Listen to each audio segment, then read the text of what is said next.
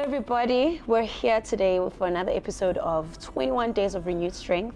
And today I'm with the Sihle Dube, a singer, a presenter, host, MC, ordained to be a music minister. Yes. You know, Ziningi, the son of the great Bishop Benji. Super excited to have you, Sihle. Thank you for coming. me. Thank you for coming. So we obviously listened to Amandla Masha today. Yes.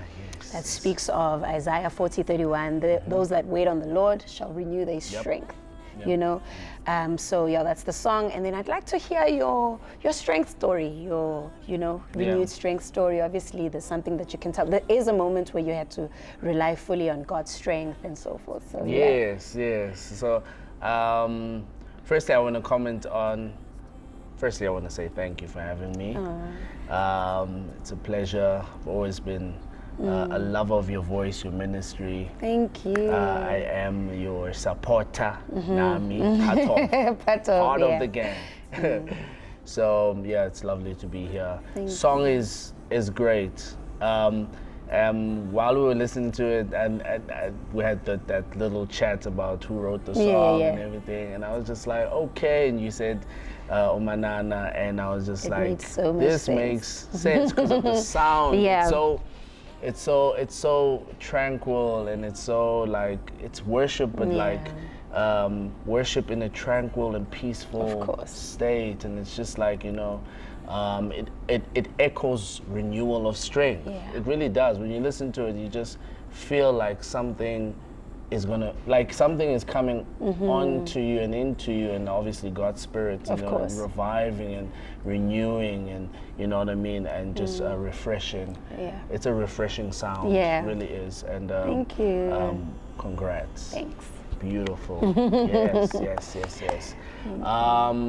Well, my renewal story, I'm gonna freestyle it because I didn't want to come prepared as if I'm gonna preach. No, feel free. Because sometimes, it'd be that way. Yeah, when you it'd just be like that. Yeah, it'd be like that. It's like they invite you and they're like, yo, you just, and now you must like, and it's like, nah. I just want to talk.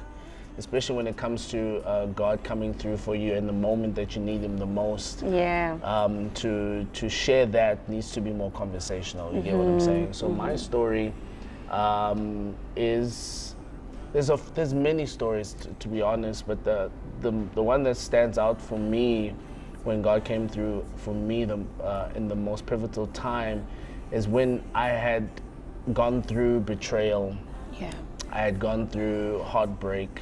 And it was, Mokula, and as you grow up, you really look forward to getting married, and you want to do things right when it comes to relationshiping, and you know what I mean, you're more wiser when it comes to that end of things, and you want to really uphold God's marital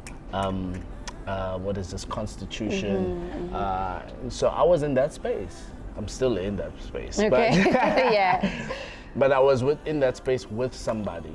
And so we were together for a long time, and things didn't work out. And I won't lie, I've been through heartbreak before, but that heartbreak broke you. It really shattered, It questioned a lot for me on my end, because, you know what I mean, we pray for this thing, It's like you have somebody and this is going to be a life partner, you're going to do, you know what I mean, do life with this person, and it's going to be, and God is in it, you pray for it, God dang, you know what I mean, all that thing, and then it just falls apart, and then you really question God first, and you go, but Lord, why, and so I found myself in a very weak place, of course, helpless. I didn't really know what it was all about, because that was one of the things that was mainly prevalent in my life that I was looking forward to, other than the other things that I've been always doing, like music and acting and stuff like that. Everyone looks for somebody they can do love with, right? Of course. Family is not, it's always there, but then that one, your person, your rib as a man. And so when that got taken away, I found myself kind of like in a space of confusion, pain, and I honestly had a lot of wrestling moments with God. I was just like a little bit mad at God, to be honest. I was like, Lord, but like, really, is this? I mean, like, is this how you're gonna roll? You know, I mean, I thought you loved me so much. I thought you know what I mean. You want me to get into the marital space because that's where it's more safer to love someone. You know what I mean? It's more that's where you want us to be, because there we have the privileges of relationshiping. And so when it didn't happen and God said no, in that moment, as a matter of fact, I realized later, as God was healing me, and you know the process of healing takes a while.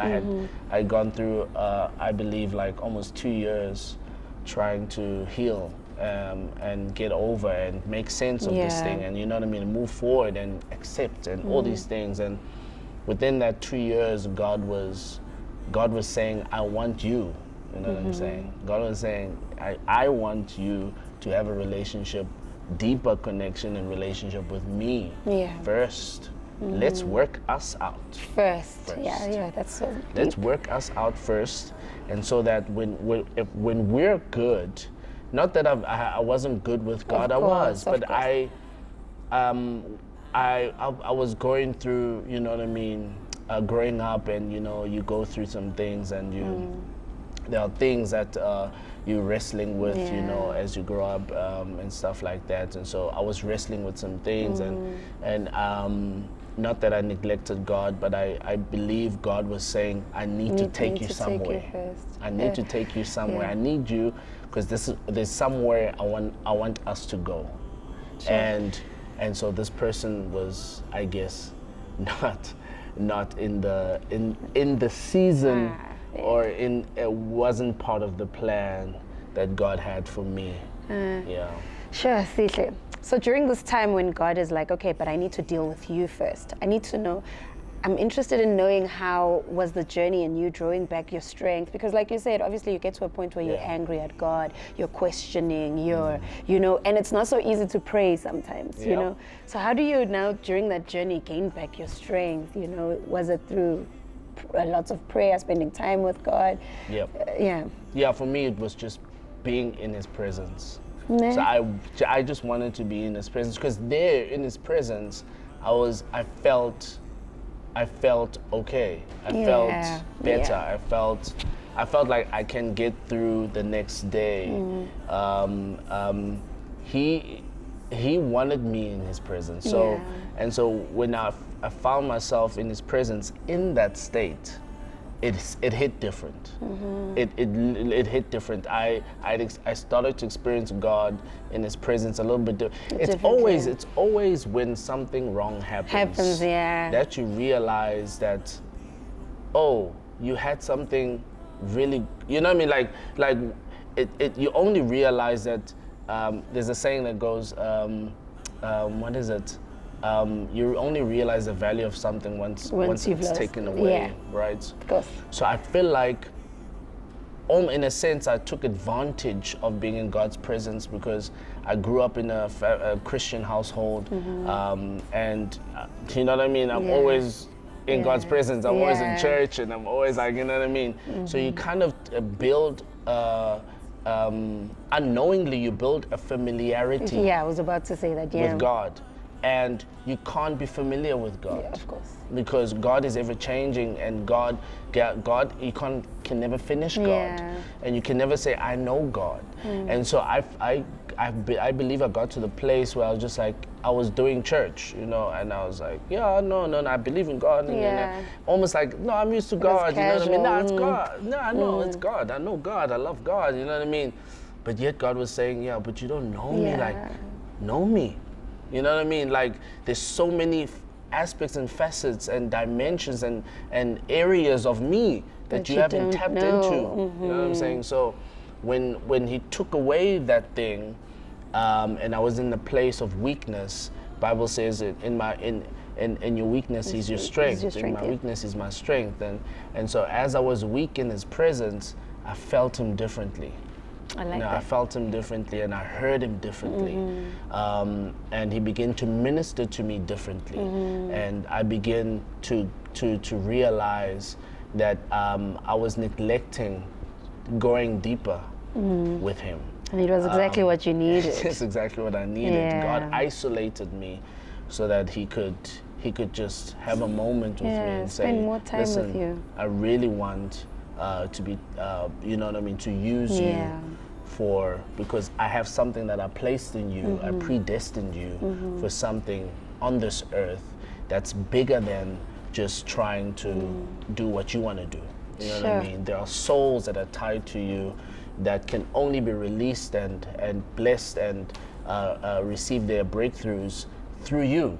You know, that I want to bless and help through you. So if you're not coming into the party and if you're not there, you're delaying. I mean, you're delaying. You're actually you're keeping them from receiving. You know what I mean? You're delaying their breakthroughs. You know, and so when God calls you, and this is just for everybody who's listening, when God calls you, don't delay that, because you're not delaying your own blessing. You're actually delaying someone else's breakthrough and blessing, because God uses the vessel to bless the rest. You know, he uses the vessel to release his children from bondage, from you know, chains, and from all the things of the world that have consumed his children.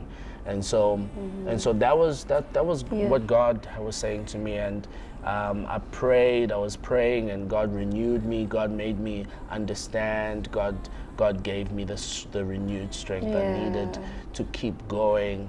And the renewed strength for me was God telling me, or revealing himself through his word, and telling me who I was, and showing me in dreams even where he wanted to take me, because I would have dreams where I would see myself doing things, and God would really put me in a theater in my dreams and say, this is where I see you. And so I would wait. I remember I'll share something I've never shared before. I remember waking up in the morning while I was going through this stage of healing and getting out of this state. I woke up in the morning and I heard a voice loud. It was so clear, vivid. I knew it was God. As I woke up, he goes, and you know, with that state of, just as you're gonna wake up, you're still asleep, but it's like your consciousness is you're like kind of like not there but there. Just that space. And I was right there, and then God said to me, be still and know that I am here. God, be still, know that I am God. I heard that. I woke up and I wept, because I've never experienced something like that. It's like hearing his voice, you know. And I woke up and I wept, and I was just like, wow, it was Lord, such a good feeling. And that was renewal of strength for me. I woke up and I felt, after crying, I felt like a release, and I felt strength. I felt I'm okay, I'm good, I'll be good. Lord, thank you to know that you brought me reassurance. To know that you're with me and you know what I'm going through, and I'm gonna be just fine. And you are just fine. I'm just fine. I'm good. Sihle, thank you so much. Thank you so much. That was so powerful. And I think one of the biggest things that I took from it, for me, was when God calls you, do not delay that whole process.